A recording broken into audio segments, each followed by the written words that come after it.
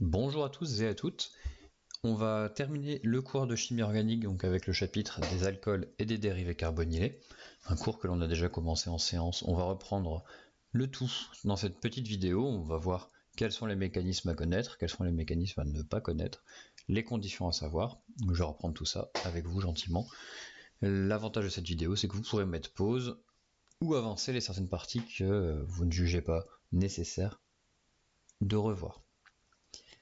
Donc dans un premier temps, on va voir la partie des alcools. Donc les alcools, on avait vu en cours, ce sont des composés qui sont dits amphotères, donc à la fois acides et basiques. Ils peuvent être soit protonés, c'est-à-dire ils vont venir récupérer un H+, ou alors déprotonés, c'est-à-dire perdre un H. Je vous rappelle, des fois dans le vocabulaire en chimie, un proton c'est un H, on peut le dire comme ça, donc protoné, déprotoné, ça veut dire gagner un H ou perdre un H. Donc sous l'action d'une base ou d'un acide, on va exacerber un caractère ou l'autre. Si je prends par exemple le cas du caractère basique du OH. Donc si vous avez, donc comme dans le cours, si vous avez ici,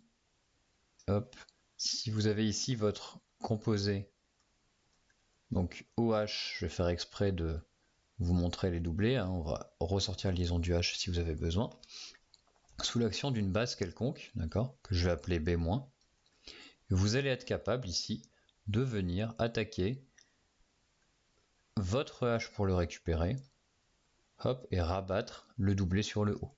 Vous allez avoir ce qu'on appelle un alcoolate, c'est-à-dire ça, tac, tac, tac, moins. Évidemment, dans la vraie vie, il y a toujours un contre-ion. Imaginons NaOH, et on aurait ici par exemple Na, et donc on aurait le contre-ion plus Na. Si vous regardez sur la slide du cours, ça peut être compilé à une réaction par exemple avec un dérivé halogéné. Si vous avez ici par exemple ce type de molécule, et votre charge moins, ici, elle peut venir attaquer votre carbone ici, parce que rappelez-vous, halogène, ça veut dire delta moins ici, delta plus sur ce carbone, et éjecter votre halogène. Vous avez donc au final la possibilité, vous voyez, de former des éthers. Ici, on a 3 carbones, donc 1, 2, 3. Vous greffez cette chaîne-là au 1, 2, 3, cette chaîne-là, plus le sous-produit, évidemment, si vous avez envie de le compter, NaCl. Donc ça, c'est ce qu'on appelle la O-alkylation ou aussi la réaction de Williamson. Donc voilà, donc ça c'est dans le cas où vous considérez votre caractère basique, acide, pardon, enfin vous utilisez une base, donc le caractère acide du OH, c'est-à-dire vous avez un H qui est disponible à être donné. Si vous considérez votre alcool comme étant basique, c'est-à-dire qu'il va récupérer un H, donc imaginons que vous avez un H+ dans le milieu, ça peut être donné par H2SO4, HCl, des choses comme ça, donc imaginons un H+, donc évidemment je le mets entre guillemets parce qu'on n'a pas des H+ qui se baladent comme ça, mais vous comprenez l'idée, ce sera un des doublés de votre oxygène qui va venir récupérer ce H+. Quand vous allez avoir après l'addition de ce H+, évidemment, vous formez un OH. Alors on va le séparer en deux pour bien vous montrer. Alors un OH, OH, il va nous rester un doublé. L'oxygène fait 3 liaisons, il en fait une de trop, donc un petit plus ici. Et si vous regardez bien, votre O+, votre oxonium va être attracteur cette fois-ci, parce que la charge plus va venir ici tirer sur votre carbone, vous aurez un petit effet -i ici. Voilà. Et donc ça, vous êtes capable, après, si vous avez un nucléophile quelconque dans votre milieu, donc vous voyez, dans le cours, on vous dit Nu, donc on prend un nucléophile quelconque, ce nucléophile va être capable de venir attaquer ce carbone-là sur lequel les électrons sont attirés. Rabattre le doublet ici. Ce qui va se passer, c'est que vous aurez votre addition du nucléophile, donc une addition ici, le nucléophile qui va venir se greffer ici, donc il n'y a pas de raison, donc Nu peut être n'importe quoi, plus évidemment de l'eau qui va être éjectée, l'eau qui vient ici de OH2, H2O. Donc ça c'est le caractère acide et basique de l'eau sur cette première slide du cours.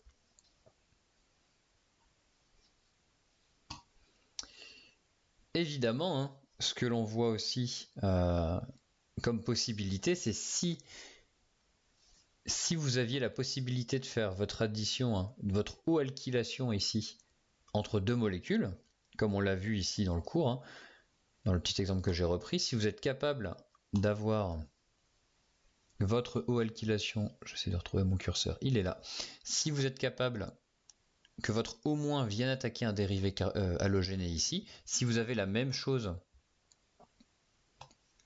dans votre molécule, vous voyez hein, ici, vous êtes capable de le faire de la même façon au sein de la même molécule. C'est-à-dire qu'avec votre O- qui vient attaquer le carbone porteur de l'halogène, et comme ça vous allez former des époxydes. On a exactement la même chose ici sur la première flèche du haut, où le O- va venir attaquer un carbone qui porte un halogène, et même chose ici, un O- qui attaque le carbone voisin qui porte un halogène, halogène X.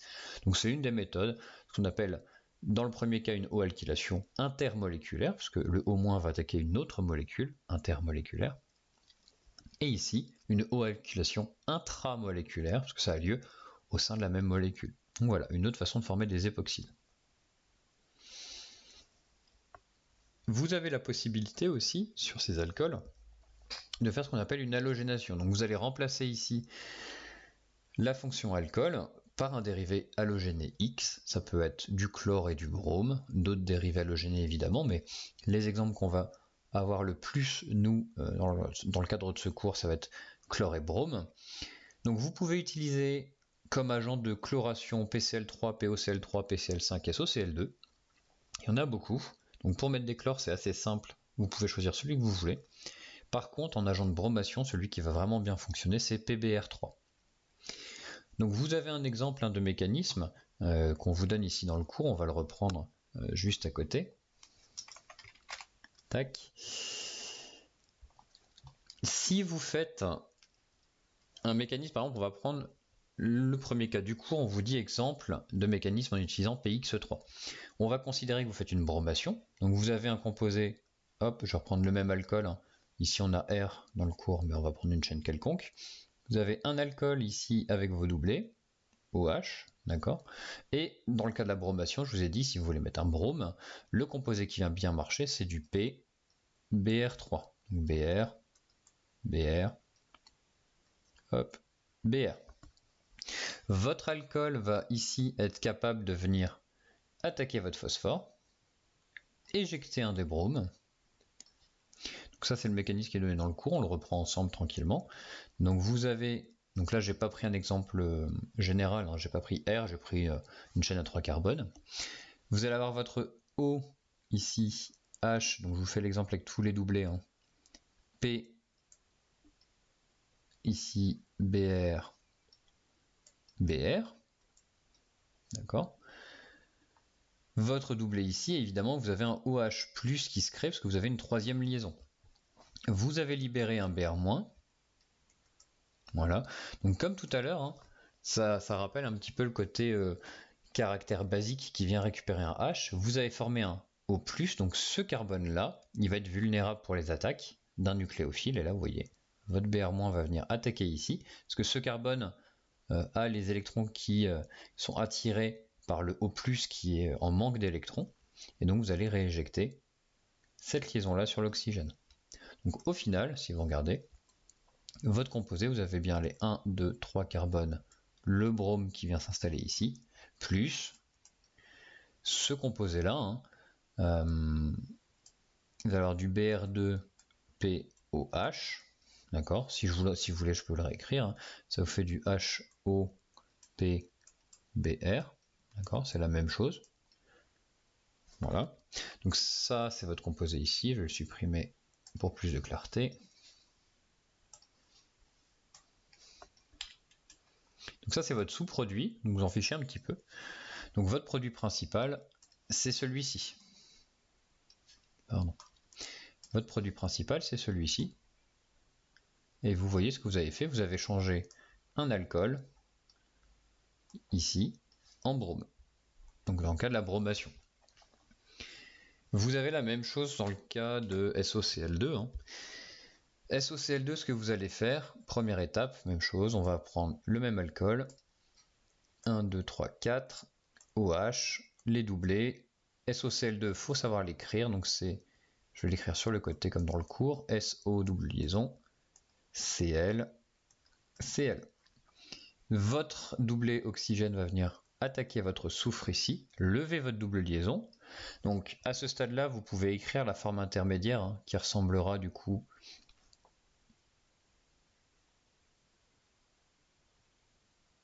à ici hein, votre au moins, excusez-moi. Le seul problème, c'est que votre soufre va faire 5 liaisons si vous écrivez comme ça. Donc ce qui va se passer, c'est que vous allez avoir la descente du doublé tout de suite. Vous voyez, en fait, vous avez une attaque sur le S, le doublé va monter, un deuxième va redescendre pour éjecter un chlore. En fait, en une seule étape, vous êtes capable d'écrire tout ça. Ce qui veut dire que vous avez votre 1, 2, 3 O ici. Hop, ça va dans votre S, O, Cl, d'accord. Et vous avez libéré ici un Cl-. Donc ici un H, donc tiens je viens de voir sur ma slide de cours qu'il y avait une petite boulette, hein. Il y a le H du haut qui est resté hein, sur la molécule, donc faites attention à bien corriger ça.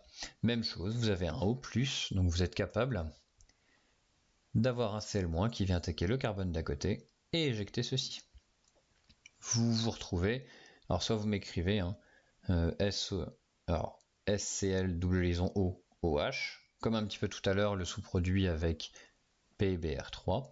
En réalité, hein, le sous-produit de ça, donc si vous reformez ici votre alcool, tac, vous avez votre dérivé carbonylé, halogéné, pardon, et vous allez avoir du HO, SO, S ici,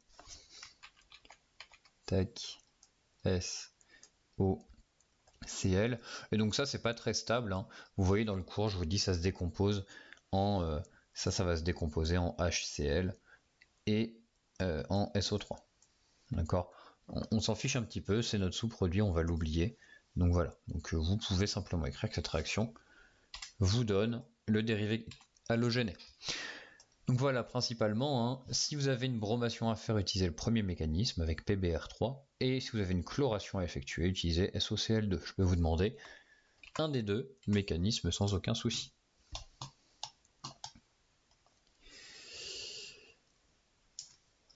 Alors une petite slide, alors pas spécialement à connaître hein, cette slide là, c'est pour vous montrer un petit peu ce qui peut se passer en laboratoire de recherche quand on fait de la recherche fondamentale.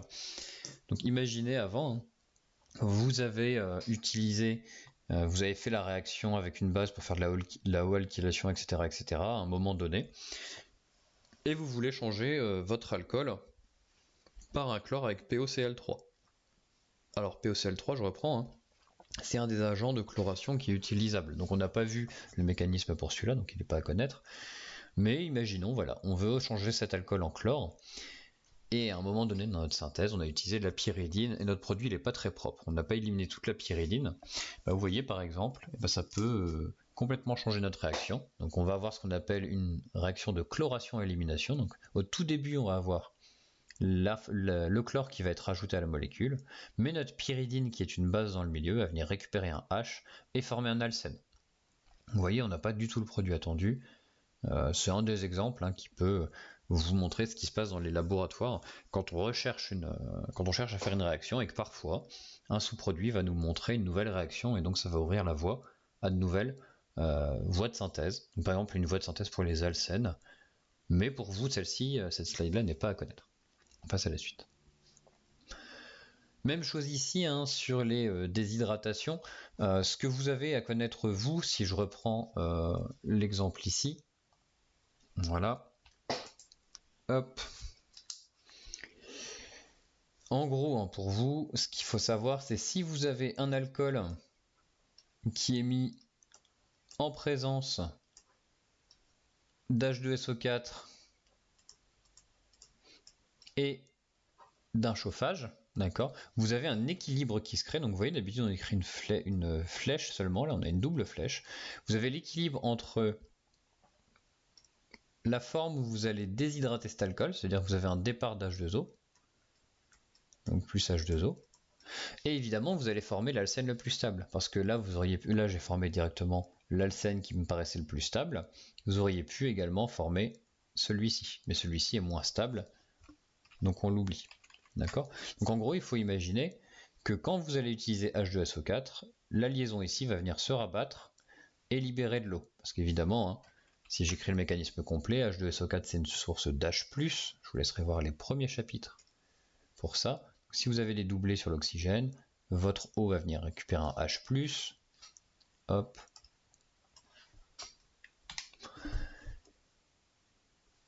Et c'est la seule fois, réellement la seule fois en chimie organique pour vous en tout cas, où spontanément, vous allez avoir un départ d'eau. C'est-à-dire que ici, vous allez avoir un OH2+, d'accord, plus HSO4-, et évidemment, vous avez des H qui sont ici disponibles.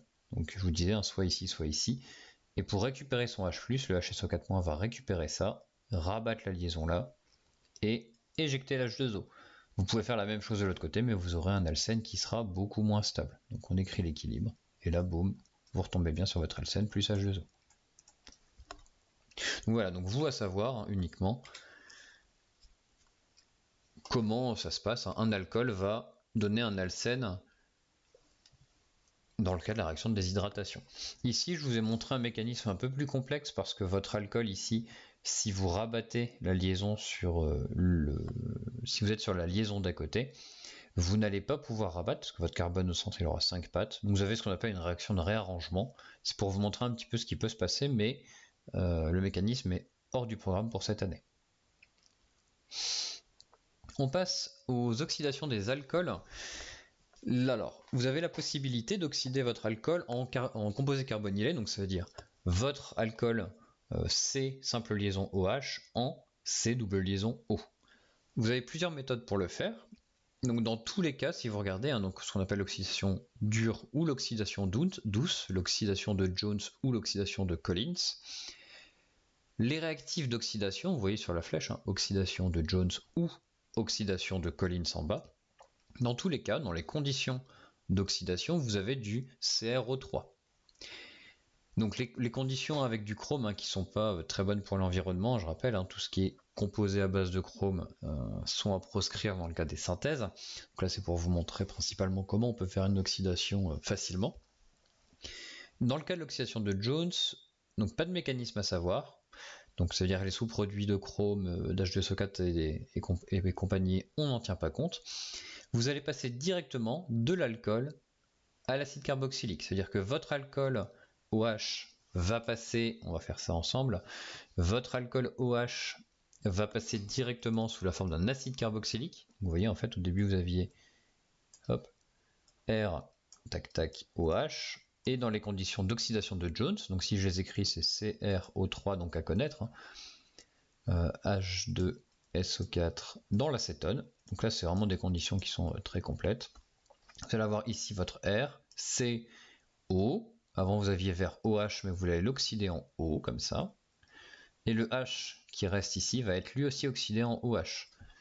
Vous voyez que l'étape intermédiaire en aldéhyde, on ne s'arrête pas. Ça, c'est les conditions pour l'oxydation de Jones.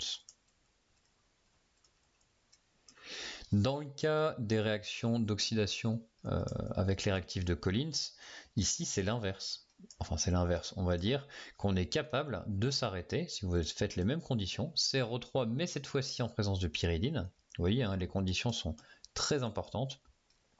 Avec de la pyridine, vous êtes capable ici de vous arrêter, même chose, R.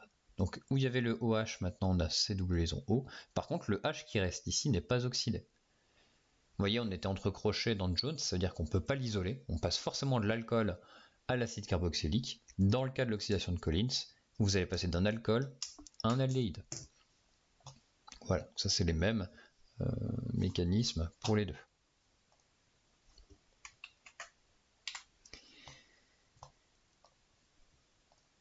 Sur la suite de ce cours-là, évidemment, si vous avez un alcool secondaire, donc regardez, hein, tout à l'heure on était en bout de chaîne, là on est au milieu de la chaîne, entre deux R, hein, deux groupements quelconques, donc quand on va oxyder, on va obtenir une cétone, d'accord? Avant d'obtenir soit un acide carboxylique parce qu'on est en bout de chaîne ou un aldéhyde selon les conditions. Ici, on est en milieu de chaîne. Donc, vous allez obtenir une cétone. Même chose, hein, pas de mécanisme à savoir.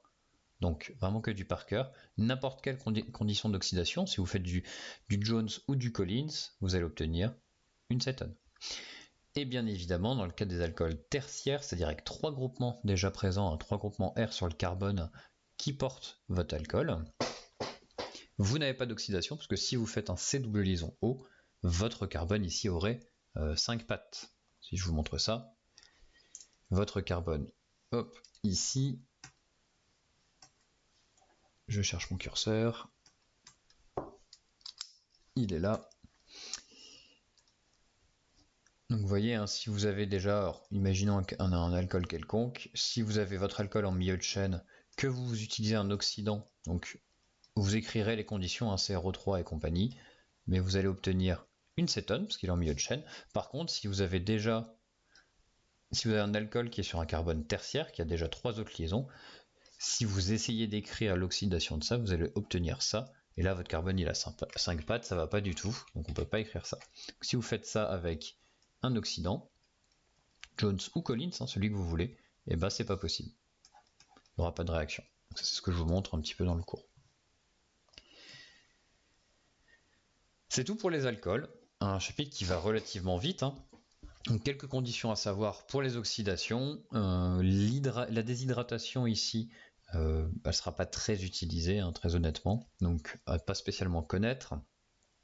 Par contre, les mécanismes avec PBr3 et SOCl2 qui seront à connaître, ou PCl3 si on l'utilise.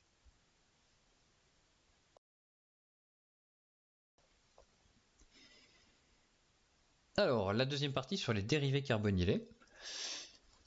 Les dérivés carbonylés, il y en a plein de plein de sortes différents. Hein. On vient d'en voir une bonne partie avec les alcools.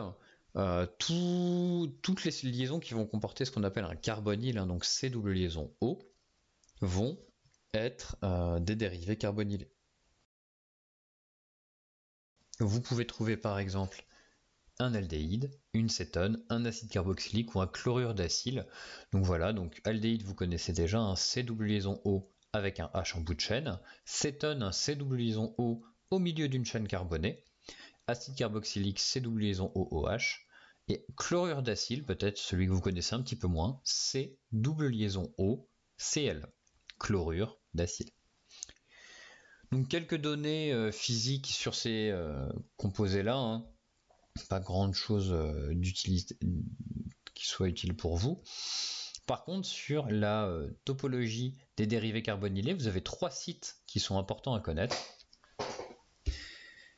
Sur les aldéhydes et cétones, vous avez plusieurs sites qui sont remarquables. Donc si vous regardez votre OH,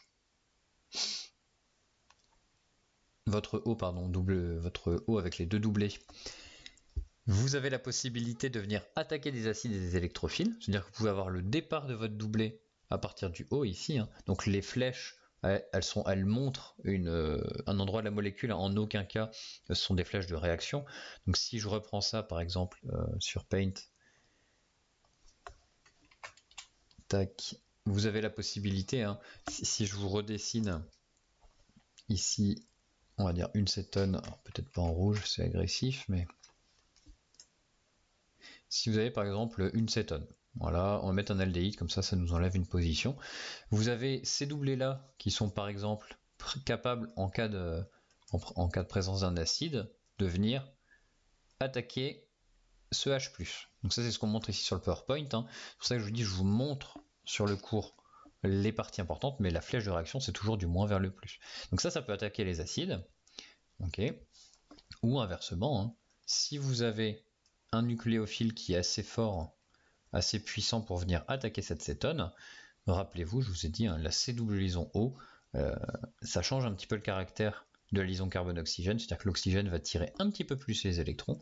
Donc si vous avez un nucléophile quelconque ici, vous êtes capable de venir attaquer en dessous ce carbone-là. C'est ce que je vous montre dans le cours, je vous dis, le carbone que je montre en bleu, il peut être attaqué par un nucléophile. Des choses peut-être moins intéressantes cette année pour vous, l'hydrogène que je montre en vert, d'accord. Donc si vous avez un hydrogène, donc ce qu'on appelle en alpha de votre molécule. Même chose. Ok, je suis là.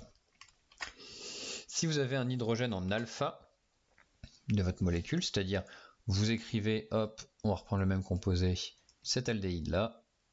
Alors que les aldéhydes, c'est peut-être pas le meilleur exemple, mais imaginons, on va prendre une molécule symétrique pour pas s'embêter, la cyclohexanone, tac, et ben le H ici, ou l'autre, hein, on est symétrique donc c'est pas bien grave, le H ici en alpha, rappelez-vous, alpha c'est la position tout de suite après l'acétone, et ben ce H là il a un léger caractère acide. C'est un H acide. Donc en présence de base, vous allez être capable ici de venir récupérer ce H, rabattre le doublet et faire ça. Donc ce type de réaction, on ne le verra pas vraiment cette année, ça a été retiré du programme pour vous simplifier un petit peu la tâche. C'était un petit peu lourd avant. Donc voilà. Autre chose qu'on a déjà vu dans le chapitre des alcynes, quand vous faisiez l'hydratation des alcynes ou l'hydroboration et la réduction avec H2O2 pour donner des alcools, vous aviez la formation d'énol. Donc dans ce cas-là, si vous avez un équilibre cétoénolique, il faut déplacer l'équilibre et la formation de l'acétone ou de l'aldéhyde selon ce que vous avez dans votre milieu.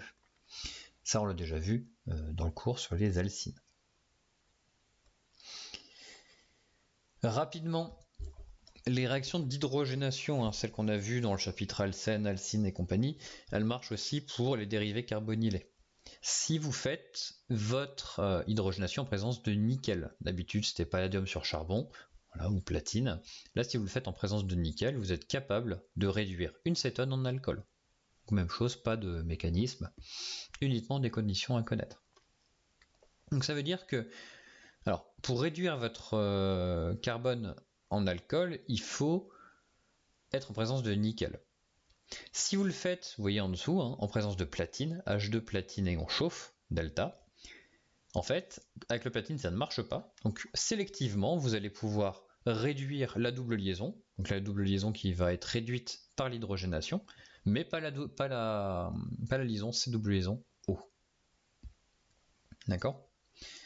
Donc ça, c'est plutôt utile. Vous allez voir, on va pouvoir faire l'inverse. Donc, je rappelle, l'hydrogénation avec du nickel, vous passez d'un composé carbonylé à un alcool, et comme ça vous permet de choisir, hein, d'avoir soit l'acétone, soit l'alcool.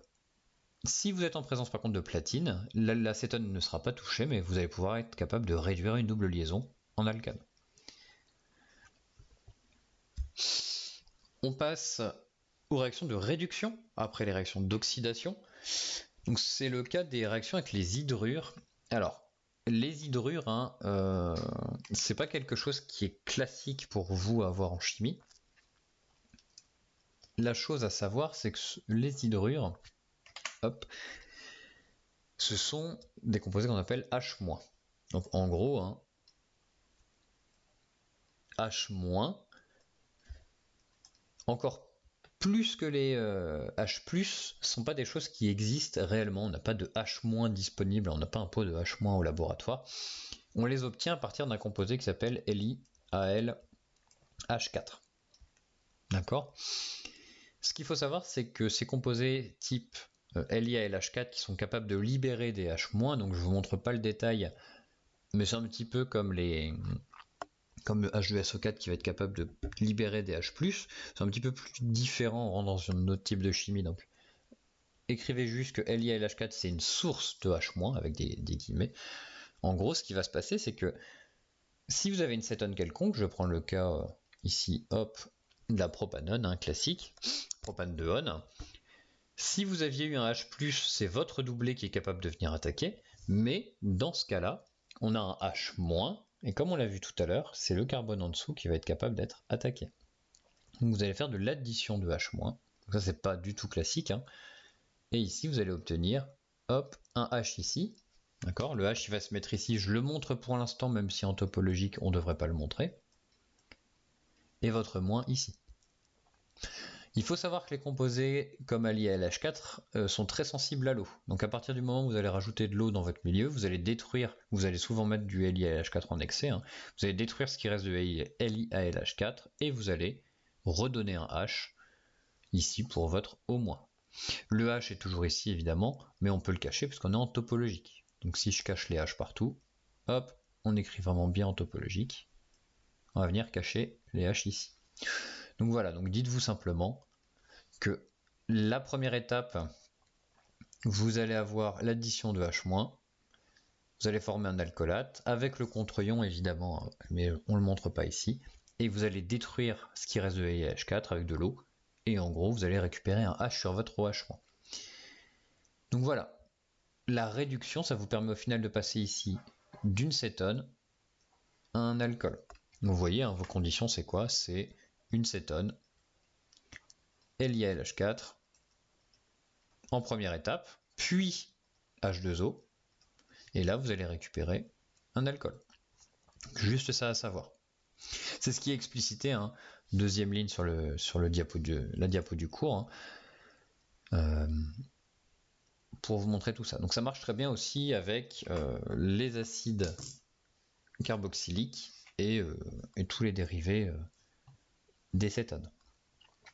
Si vous regardez, hein, tout à l'heure on était capable, sur la slide précédente, on avait à la fois, donc tout en bas, un alcène, une cétone. En faisant H2 platine et chauffage, on pouvait réduire la double liaison sans toucher au carbonyl C double liaison O. Ben là, on va être capable de faire l'inverse.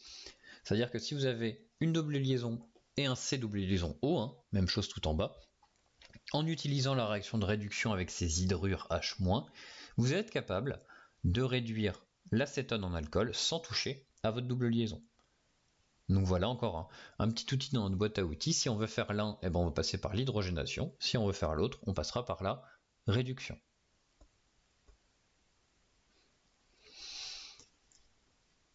Évidemment, on a vu, hein, je vous l'ai montré là à l'instant, LiALH4, il est capable de réduire les cétones. Deuxième ligne du diapo, il est capable de réduire les acides carboxyliques, évidemment les aldéhydes, les esters. Donc c'est repris ici dans le tableau, hein. Si vous utilisez LiALH4, c'est la réduction de tous les composés carbonylés. C'est ce qu'on voit en dessous. Vous avez une grande molécule, hop, vous avez une molécule assez conséquente, hein. Tac. Ici, vous avez par exemple, tac, tac, tac,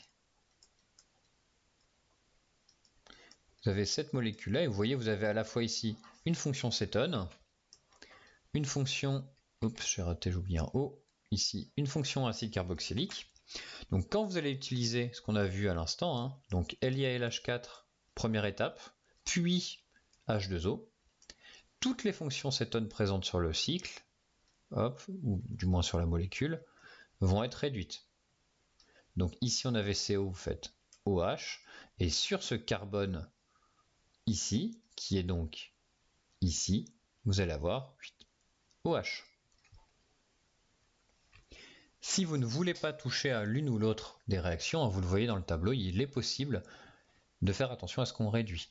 Si par exemple vous utilisez NaBH4, NaBH4 il va être capable de réduire quoi? On le voit dans le tableau, aldéhyde et cétone. Donc avec l'utilisation d'NaBH4, donc c'est encore la même chose en gros, hein. Première étape NaBH4, deuxième étape H2O. Si ça réduit les aldéhydes et les cétones, et ben au final, votre molécule ce sera quoi? Ici c'est une cétone, donc ce sera réduit. D'accord? Donc pam, pam, pam. Par contre, ce n'est pas capable de réduire les acides carboxyliques, donc on garde notre acide carboxylique. Et à la fin, on voit, troisième ligne, ce qu'on appelle du BF3 éthérate, BH3THF, c'est son petit nom. Donc pourquoi éthérate? Parce que le THF est un éther, donc c'est du BF3 avec de l'éther, donc même chose, un BF3H2O. Ici, c'est capable de réduire quoi? Les acides carboxyliques, donc en gros, votre cétone ici ne sera pas touché, mais par contre, votre acide carboxylique sera réduit en alcool. Donc vous voyez, même chose, on a plein de réducteurs possibles. On peut utiliser LiALH4 si on veut y aller un petit peu fort, un petit peu comme des bourrins pour tout réduire. NaBH4 pour toucher uniquement les aldéhydes et les cétones. Ou le BF3 éthérate, BF3THF, pour réduire uniquement les acides carboxyliques.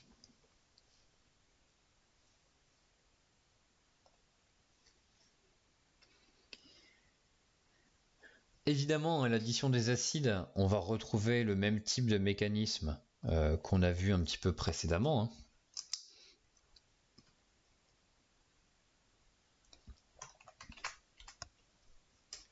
C'est-à-dire que si vous avez une cétone, même chose, on va prendre la propane de On, si vous avez une cétone et que vous êtes présence d'un acide, dans le cas du cours, c'est l'acide cyanhydrique, hein, le cyanure d'hydrogène. Bon bah voilà, hein, ça on vient de le voir. L'un des doublés de votre oxygène va être capable d'attaquer le H, d'éjecter le CN. Tac. Vous allez former ici un O avec un H, donc il sera plus parce qu'il fait 3 liaisons, plus un CN- que vous venez de libérer. D'accord. Alors je vais écrire mon CN- un peu plus loin. Si vous écrivez ici les formes mésomères, je vais prendre une autre couleur exprès. Hop, j'ai pas pris la couleur. Voilà. Si vous écrivez les formes mésomères ici, qu'est-ce qui va apparaître? Une charge plus ici, parce que vous allez voler un doublé ici à cette liaison, et ici vous allez avoir un OH. Donc c'est pour ça que sur le cours, vous voyez, vous avez aussi le plus CN-, évidemment, et ce CN- va être capable de venir ici attaquer au pied du carbone. Donc là, je vous ai écrit les formes mésomères de pourquoi sur le cours il attaque ici. Et vous voyez, vous avez formé quoi ici à la fin? Hop, ce type de composé avec un CN ici et un alcool en haut. Et ça, ce qu'on appelle une cyanhydrine.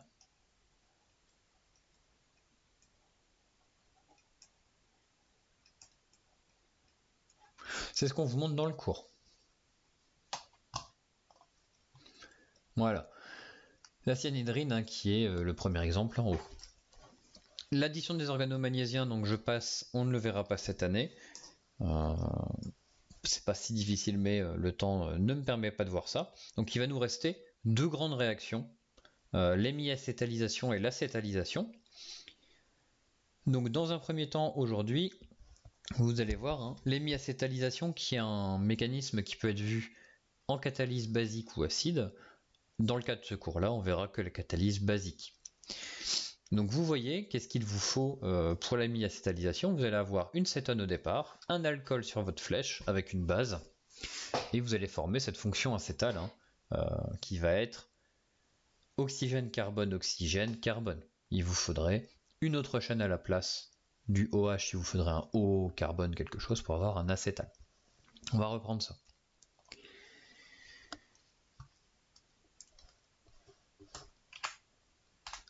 Alors, ce que je vous disais, hein, pour faire cette réaction-là, si on prend l'exemple ici, donc dans le cours, ce qu'on vous dit, hein, je réécris même chose, la propane de On, hein, ce qui est l'exemple le plus simple, pas très centré tout ça. Hop, voilà, vous avez la propane de On, on vous dit il vous faut un alcool. Donc on va prendre par exemple le méthanol, CH3O, et une base. D'accord. Et vous allez former donc ce type de composé. Tac tac. Vous allez avoir le OCH3, qui correspond à mon R3 dans le cours, et le OH qui va se former ici. Donc le mécanisme, donc en gros, on va prendre le cas du méthanol, hein. Vous avez votre méthanol au départ, HO, alors on va écrire dans l'autre sens. Vous avez votre H3COH, ça c'est votre méthanol. D'accord. On va développer un petit peu la fonction qui a l'alcool ici.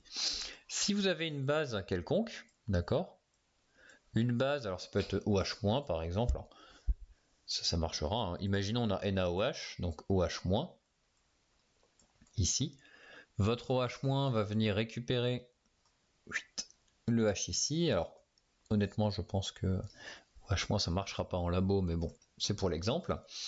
Vous allez forcément faire de l'eau, donc on va éliminer de l'eau. Donc on peut écrire ça comme ça, on pourrait aller un peu plus vite.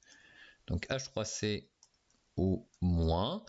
vous aurez le contre-ion, hein. Donc si j'ai pris NaOH, hop, on va faire ça bien avec les contre-ions pour vous montrer. Donc imaginons on a pris NaOH.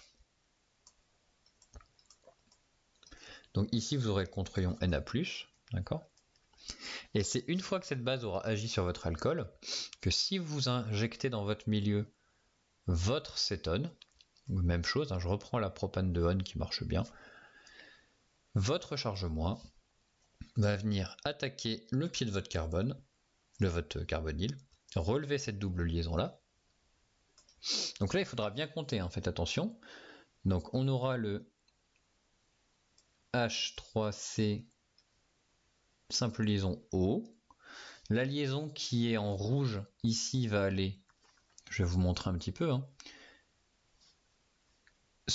dans ce carbone là, d'accord, donc la liaison qui est représentée par la flèche rouge ici va aller dans le carbone qui est représenté en vert, si je retrouve mon curseur, nickel.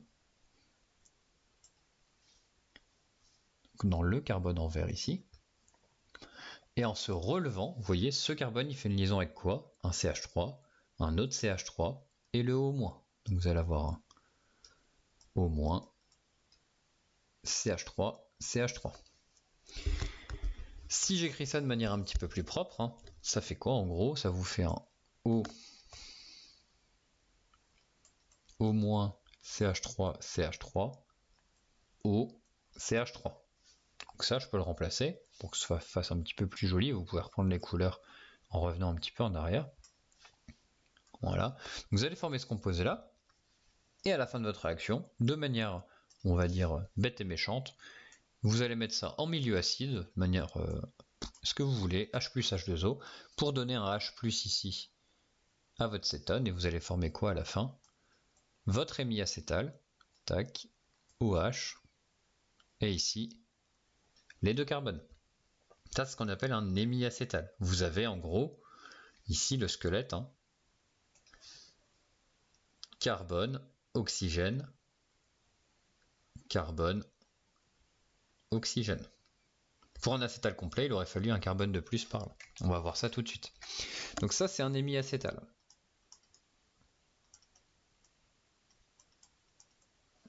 Ça, c'est votre hémiacétal. Donc si on regarde sur le cours, hein, c'est le même mécanisme que je vous donne ici. Donc on voit le mécanisme qui est catalysé par une base, hein, vous ajoutez ce que vous voulez comme base, et vous avez votre réaction d'hémiacétalisation. L'acétalisation, c'est la même chose, d'accord, mais on va faire ça deux fois. Donc là, c'est un autre mécanisme, par contre, un petit peu plus long, vous allez voir, mais pas beaucoup plus complexe. Vous allez faire ça en milieu acide. On a vu l'hémiacétalisation en basique, donc on fait l'acétalisation ici en acide. Alors, dans le cas de l'acétalisation, vous allez en fait, vous avez vu tout à l'heure, hein, si, hop, voilà, on était parti, je suis là, on était parti de notre alcool, notre base allait agir sur notre alcool, et c'est notre alcool qui attaquait notre cétone, ok? Donc, A, sucre.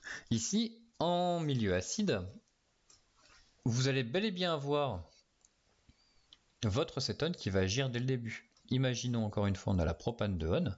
Première étape, vous allez avoir, alors ce que j'ai pas écrit dans le cas de la, bon, je vais y revenir. Vous allez avoir de l'acide, H2SO4 par exemple, ça c'est donné dans le cours, donc H2SO4 c'est une source de H+. Donc ce qu'on a vu dans ce cours, c'est que les doublés de votre cétone sont capables de venir attaquer votre H+. Vous remarquez une chose, c'est que j'ai fait ici une double flèche.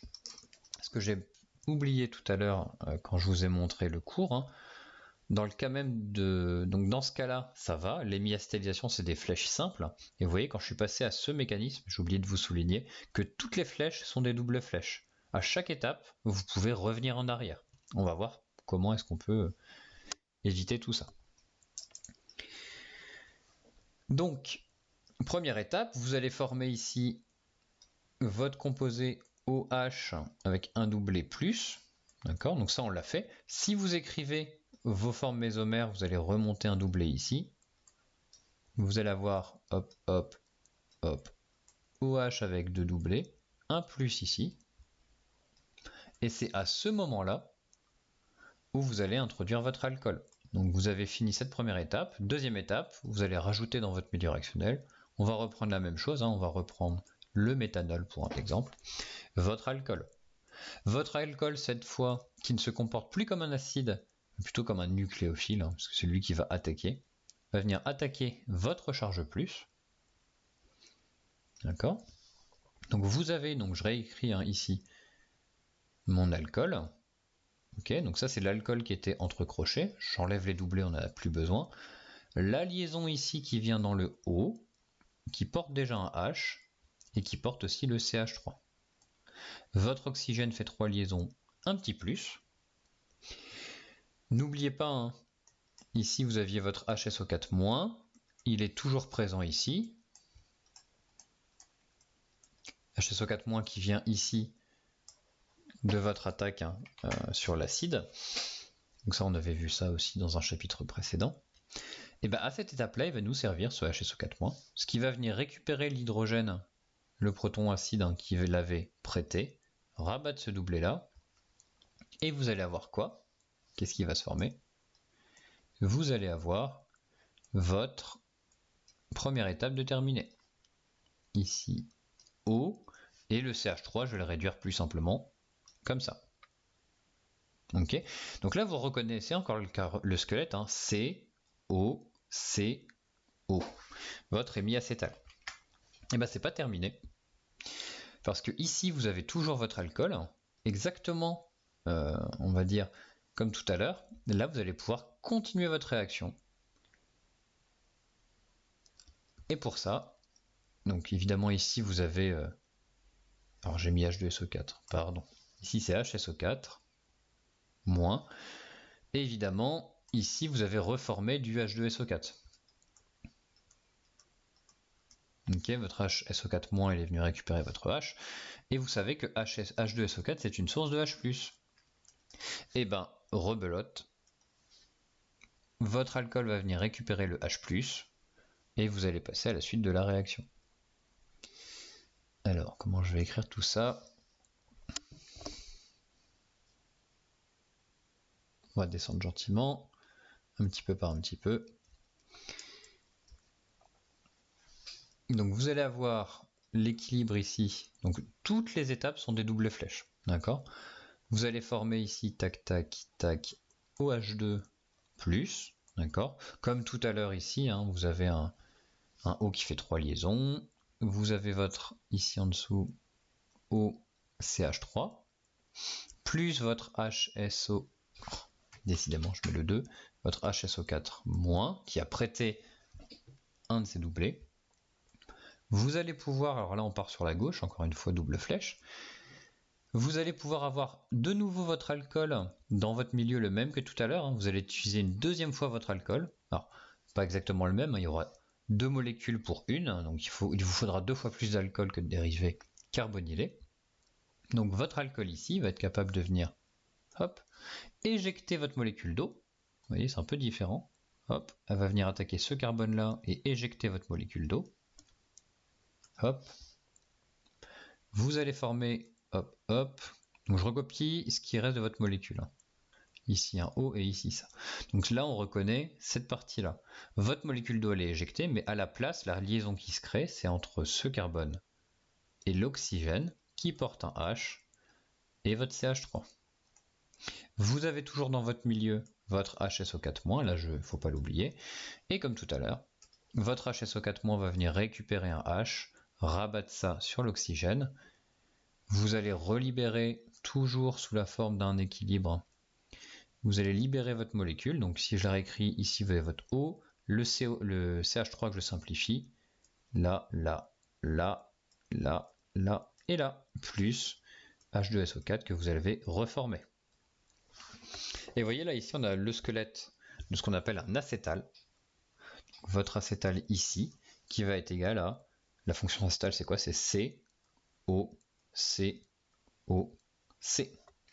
Ça, c'est votre acétal. Donc le mécanisme n'est pas simple, hein, je vous invite à le regarder un petit peu au ralenti. Première étape, hop, pardon. Voilà, première étape, vous allez avoir votre acide, décidément, votre acide qui va venir, votre cétone qui va venir attaquer votre acide, pardon, l'addition de votre alcool en deuxième étape, ensuite votre HSO4- qui récupère son hydrogène, l'alcool qui vient récupérer un H+, attaque à nouveau de l'alcool pour éjecter de l'H2O et H2SO4. Donc si vous regardez le bilan, vous avez utilisé, alors ici, où est-ce que je suis? Ok, je suis là. Vous avez utilisé ici une première fois votre méthanol et ici vous avez utilisé une deuxième molécule de méthanol. Donc au bilan, vous avez utilisé 2 fois cette molécule-là. D'accord? Donc il faudra 2 fois la molécule de méthanol pour faire ce type de réaction. Voilà, le mécanisme est repris au propre ici. Vous avez l'occasion de le regarder à nouveau. Donc comme vous voyez, ce que je vous disais, c'est que toutes les étapes de ce mécanisme sont des doubles flèches. Donc à tout moment, ça peut revenir un petit peu en arrière.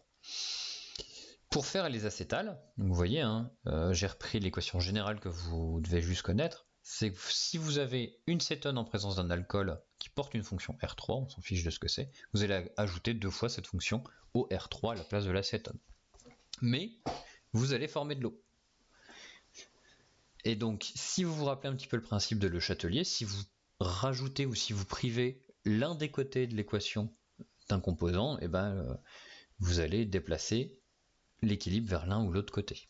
Ce que je veux dire ici, c'est si par exemple vous enlevez l'eau, votre système il va évoluer, il va tendre à former encore plus d'eau. C'est-à-dire que si vous laissez tendre l'équilibre tel quel, au bout d'un moment on va avoir un certain équilibre, mais par contre si vous retirez de l'eau, vous allez former de l'acétal, plus de l'eau, que vous allez éliminer de l'acétal, plus de l'eau, etc., etc. Si vous regardez un petit peu la fonction ici, le petit appareil qu'on voit dans le cadre bleu, ce qu'on appelle un appareil de Dean-Stark.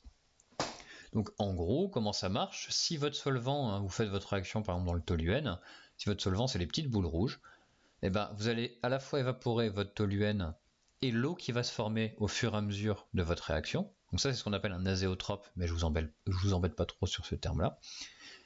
Vous allez évaporer l'eau et votre solvant, ça va se condenser sur la droite, retomber, et vous allez voir au fur et à mesure, en fait à chaud, le toluène et l'eau vont être miscibles, ils vont faire un azéotrope gazeux, et quand ça va retomber dans votre burette, vous voyez, vous allez avoir l'eau et votre solvant qui vont se séparer, et vous allez pouvoir récupérer l'eau en bas. Ce qui fait que vous allez éliminer l'eau au fur et à mesure de votre réaction, vous allez être capable de séparer votre eau et votre cyclohexane, et même de mesurer votre quantité d'eau. C'est-à-dire que vous êtes capable en début de réaction de dire, voilà, ma réaction va produire 4 ml d'eau, une fois que j'aurai 4 ml d'eau récupérée dans mon Dean-Stark, ma réaction est terminée. Voilà. Ok. Cette synthèse d'acétal, le cours est bientôt fini, ça ne devrait pas prendre plus d'1 heure. Cette synthèse d'acétal, elle est pratique. Pourquoi? Et ça, c'est important de le voir. C'est pour ce qu'on appelle protéger des fonctions. En fait, si vous regardez votre mécanisme, vous avez besoin de 2 fois de 2 alcools. Une première fois sur la flèche qui est au milieu, là, qui descend, vous voyez HOR3, puis une deuxième fois, tout en bas, la première flèche, HOR3, 2 fois cette molécule d'alcool. Si vous avez directement un diol, ici, vous êtes capable, alors j'ai supprimé, mais peut-être que je peux le récupérer, voilà, vous êtes capable, je réduis un petit peu pour vous montrer, ici vous aviez utilisé une première fois un alcool, tac, une première fois un alcool, ici, voilà, premier alcool ici, deuxième alcool ici. Si dès le début, en fait ici vous n'avez pas un alcool simple,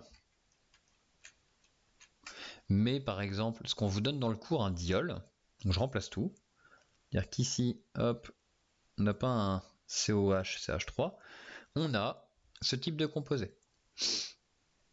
Alors, hop, on a OH, donc directement ce qu'on appelle un diol avec 2 fonctions alcool, hop. Qu'est-ce qu'on va avoir ici? Vous voyez, j'ai OCCO, donc là, ici on est là, donc OCCO, ici on va avoir un OH, d'accord, on continue, OCCO, on va avoir un OH ici, et par contre à cette étape-là, on n'a plus besoin de notre deuxième équivalent d'alcool. Hop, je le supprime, parce que notre deuxième équivalent d'alcool, il va être directement porté en bas. Vous voyez, là on a un diol directement, donc ce qui va se passer, c'est que c'est notre diol, notre deuxième alcool qui est présent ici, hop, qui va être capable d'attaquer votre carbone ici, éjecter votre OH+, je passe au stylo, ce sera plus simple.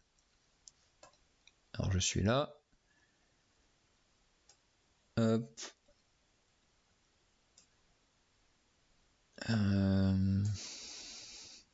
hop, on va supprimer tout ça. Voilà. Donc ce que vous allez former au final, regardez bien, hein, vous allez avoir, vers le bas ici, je fais mon O, qui correspond à celui-ci, carbone, carbone, O, qui correspond au deuxième oxygène, cet oxygène qui est venu attaquer le même carbone ici.